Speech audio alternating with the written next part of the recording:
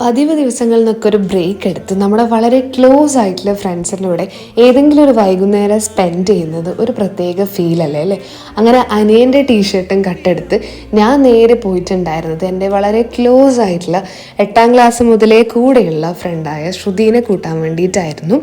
നല്ല മഴക്കാറുണ്ടായിരുന്നു, അതുകൊണ്ട് തന്നെ അമ്മ പോണ്ട എന്ന് പറഞ്ഞതാണ്. പക്ഷെ എന്തായാലും ജസ്റ്റ് ഒരു വൈകുന്നേരം കൂടെ സ്പെൻഡ് ചെയ്യാം എന്നുള്ള രീതിയിൽ ഞാൻ പോയി. അങ്ങനെ അവളെ വീട്ടിൽ നിന്ന് അവളെ പിക്ക് ചെയ്ത് ഞങ്ങൾ നേരെ പോയിട്ടുണ്ടായിരുന്നത് പയ്യാമ്പലം ബീച്ചിലോട്ടായിരുന്നു.